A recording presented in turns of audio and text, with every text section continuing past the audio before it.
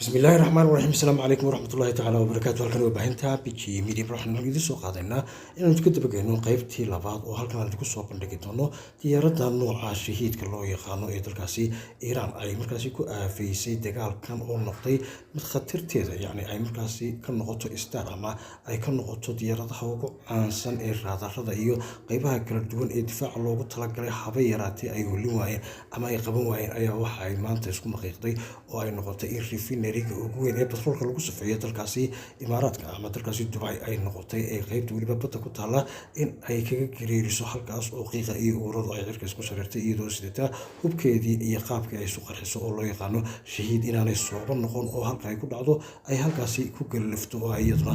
noqoto meel lagu kala guuray.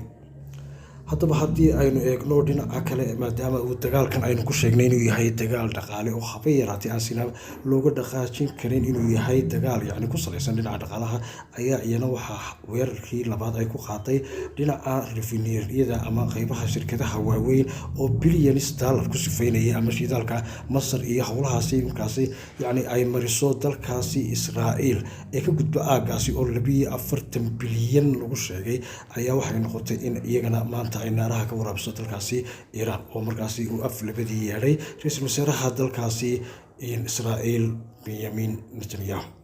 haddaba arrimaha marka aynu eegayno dhinaca dhaqaalaha ku salaysan waxa si rasmi u muuqda dagaaladu halka ay markaasi footo ku hayaan ama ay markaasi shiisha ku hayaan oo yoolkoodu yahay oo qaybaha kala duwan ee shidaalka Sacuudiga oo kale sidaas oo kale ayaa iyana ku dhacday oo diyaaradda markaasi shahiid ayaa iyaduna weerartay refineryga iyadana ugu weyn ee dhinacaasi qaybta loo yaqaano OPEC ama ay markaasi ku biyoobeen ama loo yaqaano iyagana dalkaasi Sacuudiga uu leeyahay Aramco. haddaba arrimahan aynu ku salaynayno diyaaradan khatarta badan ee noqotay diyaaradda doorka weyn ka ciyaarta ee run ahaantii iyana dagaalka saameyntiisa ku yeelatay wax badanna ka bedeshay dadweynuhu qaybteedii hore waxay naga soo weydiiyeen maxaa sababay in diyaaradaha F-35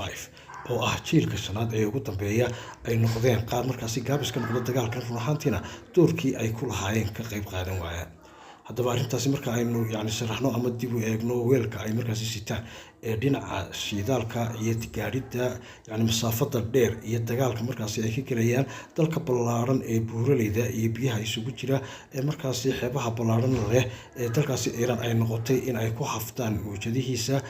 baaxadda leh ee uu ka kooban yahay dalkaasi iyo waqtiga ay markaasi jidka kusii jiraan kuwaasoo noqotay in dagaalka qaybtii ay ku lahaayeen ay noqoto in diyaaradaha booyadaha ee hawada wax ku siiya ay ka fududaatay in loo adeegsado kuwa kale.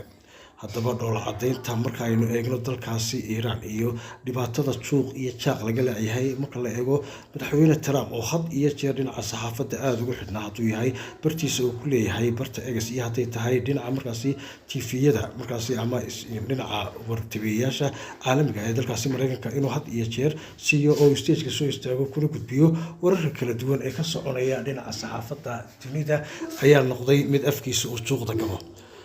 dalka Iran ayaa maraya tallaabadii ugu adkeyd uguna casrisanayd oo noqonaysa in wixii la doonayay iyo dhibaatadii la doonayay ay noqoto mid markaasi maanta ay baahiso oo ay isdhaafiso oo cunaqabatayntii iyo dhaqaalihii iyo meelihii la iska weerarayay ay noqoto inaanay ku kaliyeysan laakiin ay fariimaha ay noqdaan mid masaadir rajaa.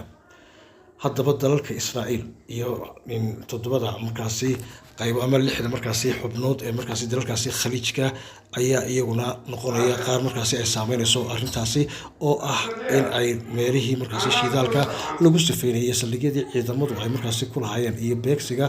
diyaaradaha dagaalka ee markaasi shahiid iyo gantaalaha ay isaga daba dhacayeen hypersoniga ee dalkaasi Iran ayaa noqday qaar dagaalka wax weyn ka bedela taasoo noqonaysa in khariidada iyo istiraatiijiyada dagaalku ay noqoto in hadda ay weli guusha gacanta ku hayso dalkaasi Iran iyadoo khasaare ba'ana soo gaarsiisay guud ahaan qaybo kala duwan oo markaasi dhinaca tankarada iyaguna wax qaada oo kii ugu dambeeyay ay hadda badda ku gubtay kaasoo noqonaya in uu isna iska dhiga tiray amaradii ay u soo jeedisay dalkaasi Iran oo ay ahayd inaanu soo gudbin ama aanu soo gaarin gacankaasi Hormuz. haddaba dagaalkan oo noqday mid faraha lagaga gubtay ayaa halkan waxaan idinku soo gudbinaynaa arrimaha kolba iska soo daba dhacaya iyo saadaasha kolba halka uu ku afyeelanaya taasoo noqonaysa in dalka Mareykanka laftiisu qaabkii iyo sidii uu arkayay dagaalkan ay wax badan iska bedeleen oo noqonaysa inuu hadda u janjeersado dhinaca markaasi nabadda iyo sidii markaa xal loogu heli lahaa dagaalka uu isagu bilaabay isagoo isbidayay in aragtida maanta u muuqata iyo tii markii hore uu qabay ay isu qaban laadahay oo laakiin run ahaantii aad moodo in uu gurada la laadinayo dalkaasi Mareykanku. halkan waa baahinta BG Media oo kula socod baanaha kala soo socda iyo kulba warka wixii nagu soo biiro halkan aad uga soo gudbin doona isma dhaafno waa baahinta BG Media mar labaad ku xidhno.